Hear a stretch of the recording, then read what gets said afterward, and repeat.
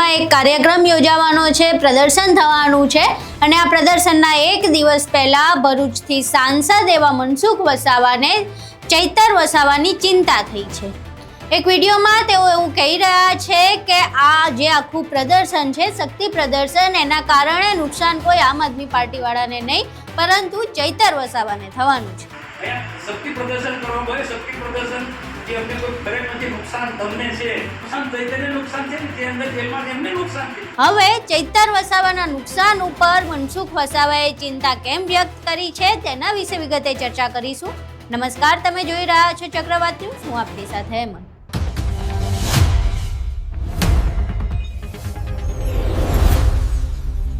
વનકર્મી પર હુમલો અને ફાયરિંગના કેસમાં ચૈતર વસાવા સહિત 9 લોકોને સેશન્સ કોર્ટ દ્વારા 7 વર્ષની સજા ફટકારવામાં આવી છે।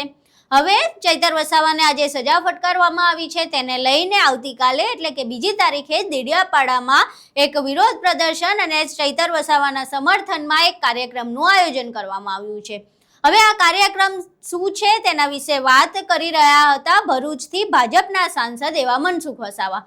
ચૈતર વસાવા અને મનસુખ વસાવા સામાન્ય રીતે એકબીજાની વિરુદ્ધમાં બોલતા જોવા મળે છે, એકબીજાને પાડી દેવાની વાતો કરતા હોય છે, પરંતુ આ વખતે જાણે મનસુખ વસાવાને ચૈતર વસાવાની ચિંતા થઈ છે અને આ શક્તિ પ્રદર્શનને લઈને મનસુખ વસાવાએ એવું કહ્યું છે કે આ શક્તિ પ્રદર્શનોના કારણે તો કોર્ટ જે સાંભળતી હશે એ નહીં સાંભળે અને આમાં આમ આદમી પાર્ટીને કોઈને નુકસાન નથી, નુકસાન ચૈતર વસાવાને છે। આ જે પાર્ટીઓ છે કે નિરંજન વસાવા છે એ તો પોતાનો જે રાજકીય લાભ છે એ લઈને જતા રહેશે। અહીં સાંભળે મનસુખ વસાવા આખી ઘટનાને લઈને શું કહી રહ્યા છે। આ નાની બાળકી ને બહેનો જે અંદર છે, ચૈતરના વિશિષ્ટને પણ ને જે બહેનો છે બધાને વોટ મુક્ત કરે એ રીતના ત્યાં કહેવાનું તો કહીશ મેં ત્યાં એ રીતના થાય જે એની જે કાયદાકીય રીતના જ્યાં એમને વાત પહોંચાડવાની હોય ત્યાં માનવતાની દ્રષ્ટિએ વાત પહોંચાડવાની રીતના પહોંચાડાય। આવા આંદોલનો કરી, સત્યાગ્રહ કરી, જે મોટા ગાળો દેવાની સરકારને ને કોર્ટને ગાળો દેવાની એનાથી એમને ન્યાય થોડો મળતો તો એમનો વધારે નમળો પડે। પેલો જજ વિચારતો હોય તે બી ના વિચારે। તો આ એમને પણ મારી અપીલ છે, અહીંયા ડેડિયાપાડામાં અહીંયા શક્તિ પ્રદર્શન કરવા ગયે શક્તિ પ્રદર્શન કે અમને કોઈ ફરક નથી, નુકસાન તમને છે ને એમને બી કોઈ નુકસાન નથી, નુકસાન ચૈતરને નુકસાન છે ને જે અંદર જેલમાં એમને નુકસાન છે, એમના પરિવારજનોને નુકસાન છે। નથી ઈશુદાન ગઢવીને નુકસાન, એ નથી ગોપાલ ઇટાલિયાને કે કેજરીવાલને કે નથી નિરંજન કે એમની ટીમને, એમને બધાને એવું કે ચૈતર જેલમાં જ રહે તો આપણે બધો મજા આવે એના નામ પર રાજનીતિ કરવામાં। આ ઉદ્દેશ છે, બીજું કરી દે પછી ખરેખર લાગણી હોય તો આવું ના થાય, આવું તો ઇતિહાસમાં ના થાય। દેખો કેટલાક દિલ્હીના કેટલાક મારા સુપ્રીમ કોર્ટના જે વકીલો છે એમને પણ પૂછ્યું છે કે ભાઈ આમાં નાની બાળકી માટે શું થઈ શકે। આપણે એવું નથી ચિંતા,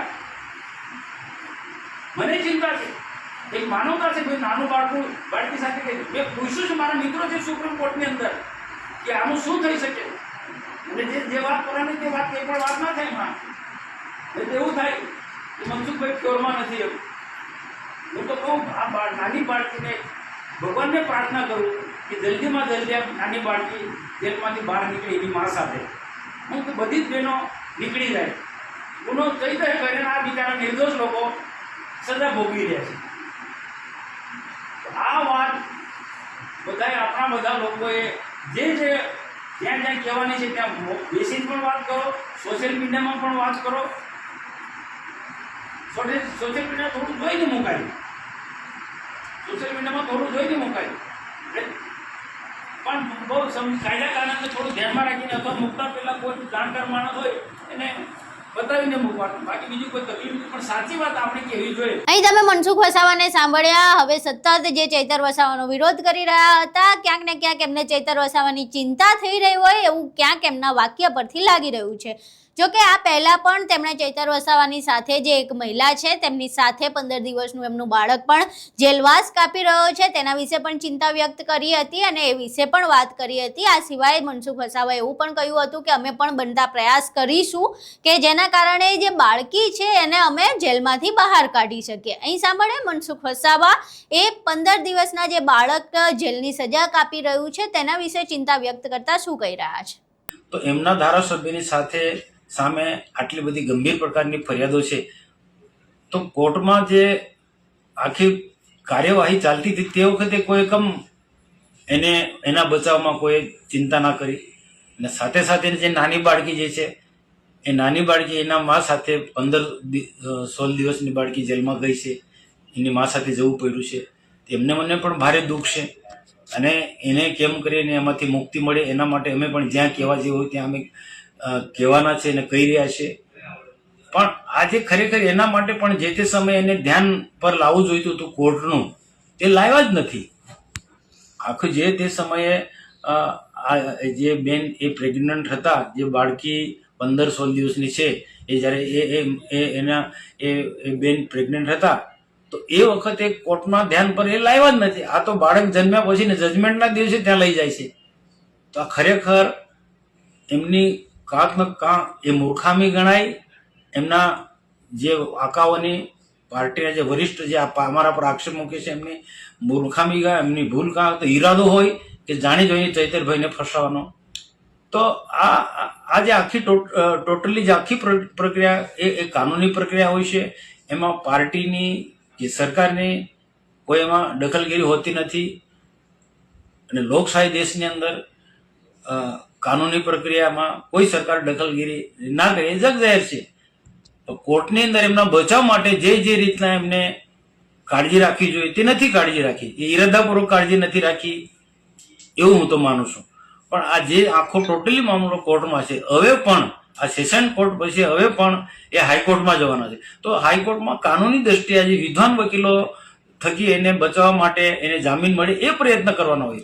બાળકીને જલ્દીમાં જલ્દી જેલમાંથી મુક્ત એની મા સાથે મુક્ત કરાય એના માટે એમને એ કાનૂની પ્રક્રિયામાં કોઈ રીતના વિદ્વાનો અભિપ્રાય લઈને એના માટે પ્રયત્નો કરવા જોઈએ.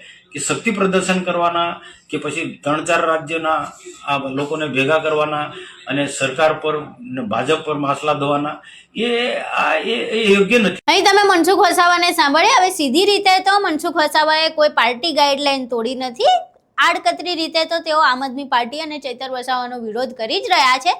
અને આમ જોઈએ તો ચૈતરને જેલ થઈ તેના પહેલા સીધી જ રીતે ચૈતર વસાવાનું નામ લઈને મનસુખ વસાવા વિરોધ કરતા જોવા મળી રહ્યા છે. પરંતુ હાલ ક્યાંક એવું લાગી રહ્યું છે કે એમને ચૈતર વસાવા આદિવાસી છે એના કારણે કંઈક સોફ્ટ કોર્નર આવ્યું હોય, અથવા તો જે બાળક છે, જે બાળક જેલમાં સજા કાપી રહ્યું છે તેને લઈને એમને એક લાગણી ઉભરાય છે, જેના કારણે તેમણે ક્યાંક ને ક્યાંક આ પ્રકારેની વાત કરી રહ્યા છે ને આ પ્રકારેના તેમના નિવેદન સામે આવી રહ્યા છે. હવે આખી ઘટનામાં શું ખરેખર તેમને ચૈતર વસાવાની ચિંતા થઈ રહી છે કે કેમ એ તો એ જ જાણે. પરંતુ આખી ઘટનાને લઈને તમારું શું માનવું છે? મનસુખ વસાવાનું જે નિવેદન સામે આવ્યું છે તેના વિશે તમારું શું માનવું છે? તમારા મંતવ્યો અમને કોમેન્ટ બોક્સમાં જરૂર જણાવજો. વિડીયો પસંદ આવ્યો હોય તો વિડીયોને લાઇક કરજો, શેર કરજો અને અમારી ચેનલને સબસ્ક્રાઇબ કરવાનું ભૂલશો નહીં. નમસ્કાર.